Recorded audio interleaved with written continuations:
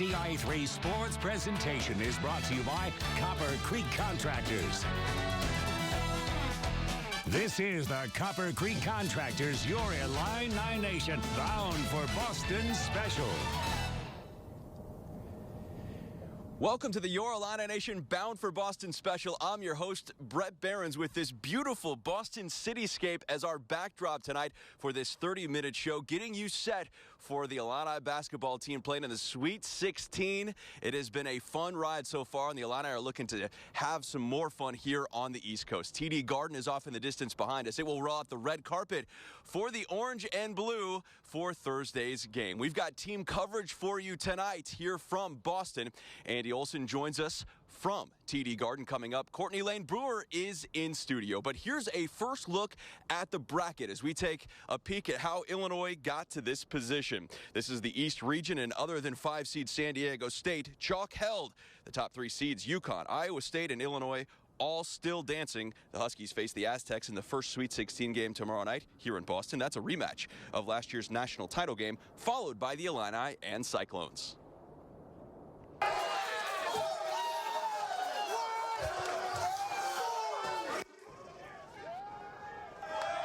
The Illini celebrated advancing with water guns in the locker room in Omaha after taking down Duquesne in a blowout Saturday night victory. The party was on for Illini Nation, punching the program's first ticket to the Sweet 16 since 2005. A long time coming for a team that has players on it who weren't even alive the last time the Orange and Blue made it this far in the postseason. But head coach Brad Underwood says his players aren't carrying the burden of the past.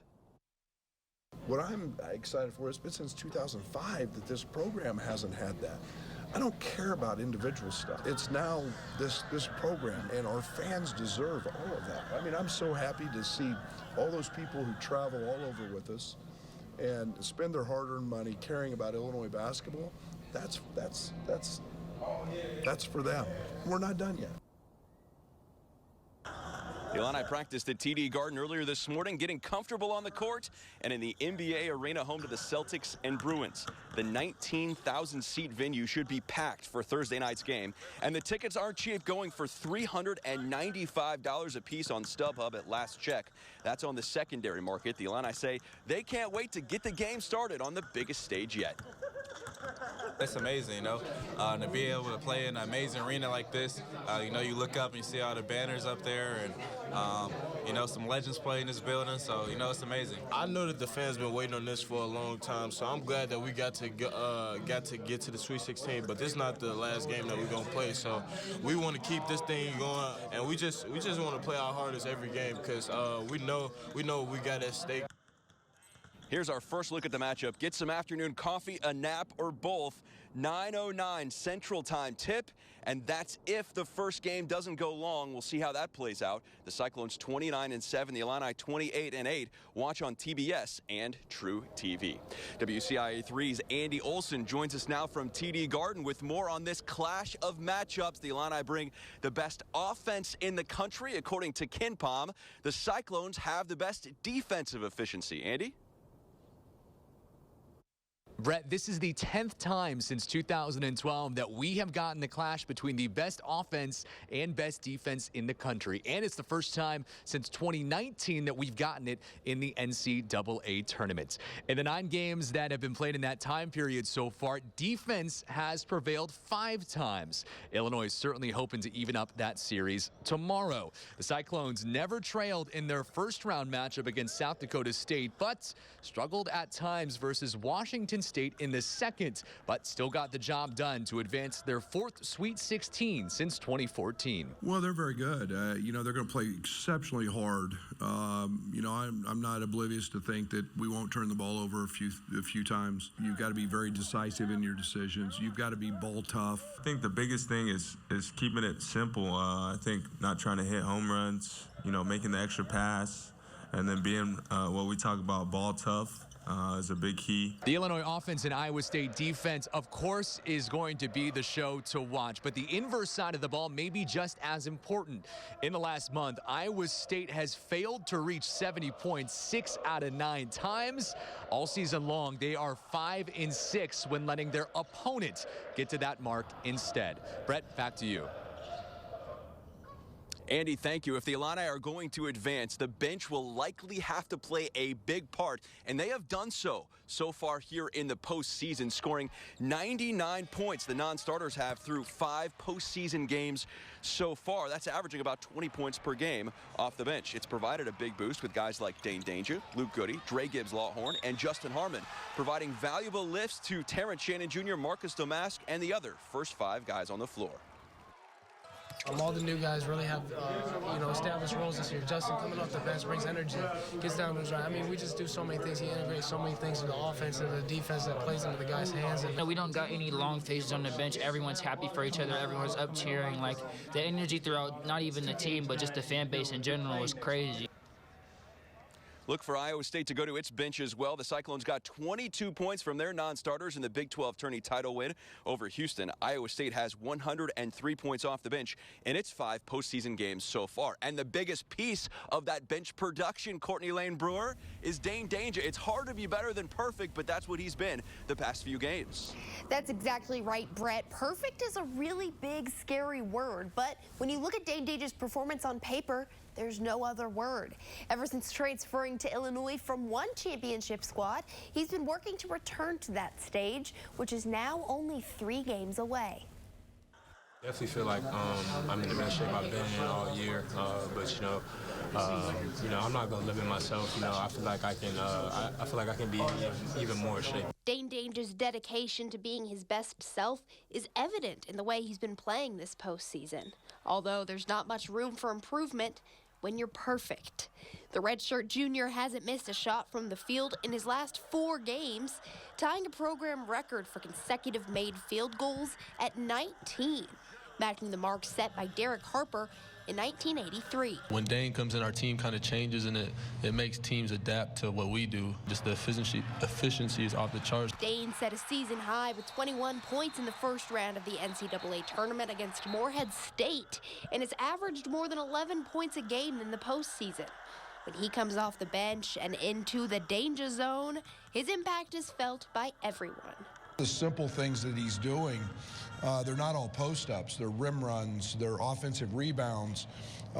That's doing what we ask. That's being extremely coachable. Heading into the second weekend of March Madness, Danger also brings a unique experience to the team. He was on the bench for Baylor's 2021 national championship, sitting out as a redshirt before transferring to Illinois. And he sees the similarities between that team and the Illini. One thing I remember from Baylor is just like everybody was connected. Everybody loved each other.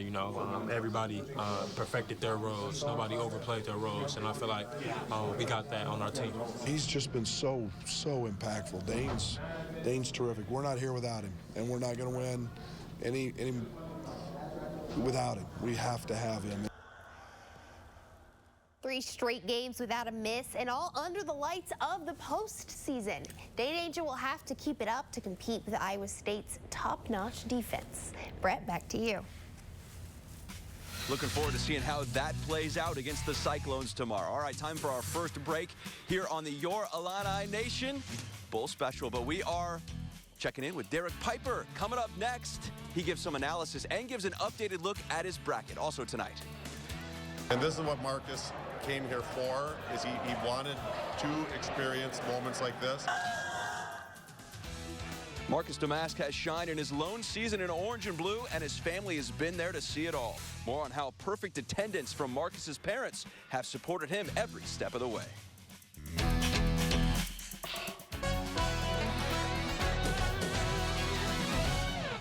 We are back live in Boston for our 30-minute Illinois basketball special, getting set for the Sweet 16. The Illini so close to the Final Four, just 2 more wins, and they will be punching their tickets to Arizona to play in that first Final Four since 2005. And if they're going to get there, Terrence Shannon Jr.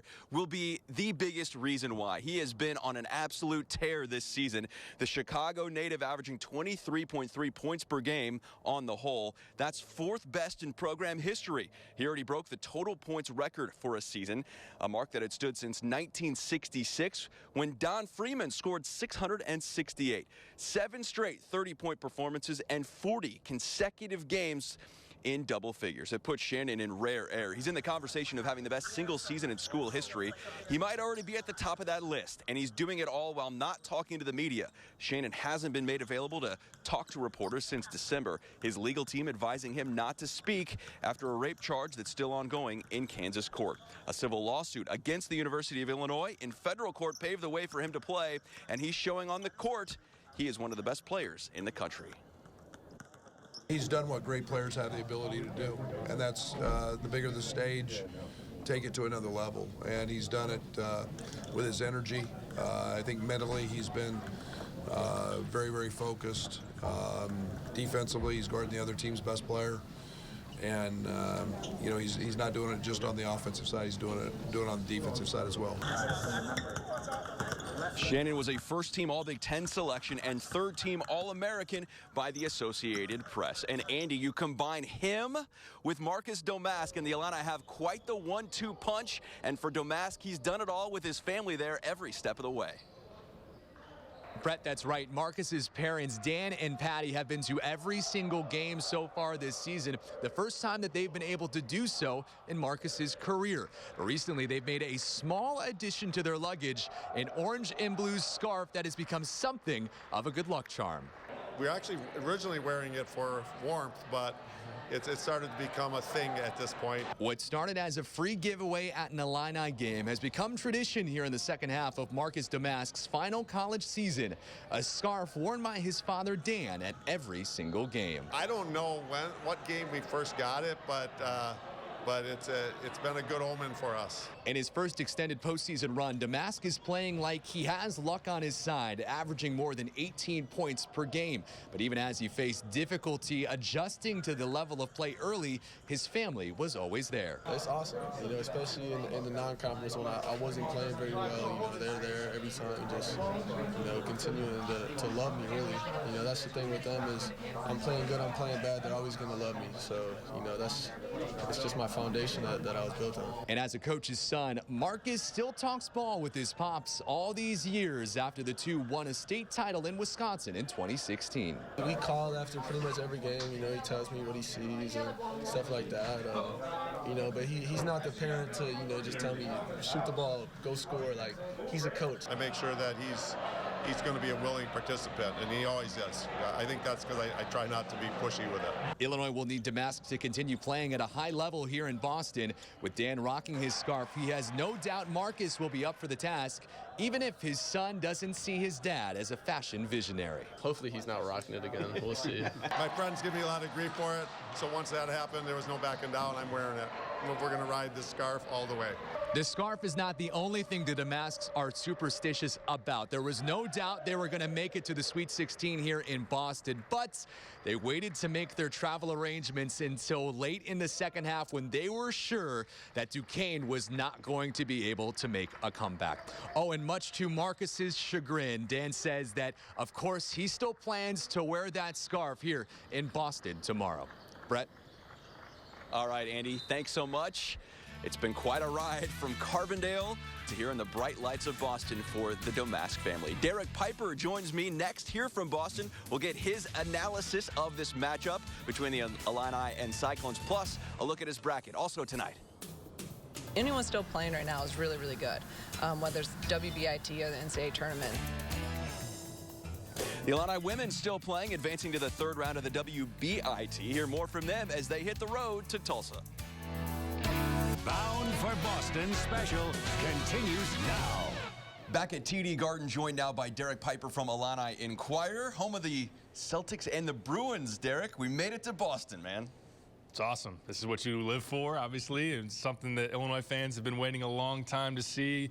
Illinois on that doorstep, really. I don't want to get too far ahead, but the team that comes out of this pod is going to the Final Four, so big opportunities to play for, and yeah, a big venue here in Boston. All right, the brightest lights of the season so far, and the Illini will face a Cyclones team. This is a great contrast in styles. What do you make of this matchup, first and foremost? We got elite versus elite when you look at the #1 offense in the country versus the #1 defense. So Iowa State just really athletic, very disruptive defensively. They want to turn you over at a high rate. Iowa State loves to clog up that paint. They want to make you shoot jumpers from the outside. I think it's going to be really important. Some of those supporting cast guys around Terrence, like Quincy, like Coleman, like Luke Goody, to make threes. And then I think, can you hit them in transition? Can you make sure that their half-court defense doesn't get set? And they've been able to be gritty against Houston in that Big 12 title game in the tournament, and they're obviously humming at a high level defensively, while Illinois offensively has been a wagon. Do you feel like offense can carry a team in the postseason, or is it more defensive this time of year? How do you evaluate what will win a Sweet 16 or Elite 8 game? It's a great question. I think we've seen examples of both. Last year, San Diego State getting to the Final Four with their defense all the way up until the title game against UConn. But on the same side, in terms of last year, Miami getting to the Elite 8 and also the Final Four with their offense. So teams have been able to do it both ways. I do think there are situations where elite offense beats elite defense. Terrence Shannon, I don't think that Iowa State, in terms of, for as good as they are defensively, they don't have a great matchup for him in terms of that athleticism, that size. All right, give us a couple names to watch out for Iowa State. Maybe not matchup per se. We'll break a lot of that down on the pregame show, but just a couple of guys to look out for Iowa State. Tamin Lipsey is the first guy. I mean, he's an all Big 12 first-teamer, point guard that averages about 12.5 points, 5 assists. Good facilitator, sets the table for them offensively. Great as far as defensively, getting into you. Steals is something that he's really great at. And they've got a good backcourt. Curtis Jones off the bench is a good scorer. And then Milan Momcilovic. Nice. Freshman, 6'8", can really shoot it, and a guy that they rely on to get buckets for them. So for a team that is great defensively, they can hang their hat on that every night. If he's making shots at the offensive end, that makes them really tough. All right, I gave you a chance, Derek, to change your bracket. After the first and second rounds, I said, hey, if you want to change anything, now is your opportunity to do it. You did not. You still believe that Illinois is winning this game against Iowa State, falling to UConn, but overall, how strong do you feel in your picks when a lot of people have already torn up that bracket there? I feel pretty good about this region in particular. I think that if I would have had Illinois falling in the Sweet 16, I maybe would have taking you up on the opportunity to change it and getting them through to the Elite Eight. I just love the way that they're playing right now. They got so many guys that are contributing. Dane Danger, Luke Goody stepping up. Obviously, Terrence playing at this level. So I do think the elite offense wins out on Thursday night against Iowa State. I still have them falling short against UConn. Would love to see that game. I think Illinois' best could give them a run for their money, but of course would love to be covering it. No doubt about that. And in your Final Four, gave you an opportunity there, Derek, to say, do you want to make any changes? You held strong here. You've got Tennessee still winning it all. I do. Purdue in that region definitely made me think about it. I think that the way the Boilers are playing right now, of course, they get the favorable matchups being a 1 seed, but just the way that Braden Smith and those guys are coming along, I have Tennessee advancing past the Boilers in the Elite Eight. So Tennessee, they squeaked by Texas. They didn't score a whole lot in that game, and that's kind of the knock on them. They can play great defense. Do they have enough scoring around Dalton Connect? But I'm still riding with the Vols. I'll stick with my original gut, and my bracket's not torn up yet, so I'm just going to keep riding with it. All right, Derek, thanks so much. We will have much more with you coming up on the Your Illini Nation pregame show. Late tip here in Boston, so we will be on our digital channels about 8 o'clock Thursday night. 30-minute live pregame show getting you ready for tip-off. Derek, thanks so much. Absolutely. We check in with the Illinois women's basketball team next as they get set for a trip to Tulsa in the WBIT quarterfinals. Plus, it has been a long time since the Illini have been to this point. A lot of programs have made it to the second weekend since the Illini have. More on that coming up next.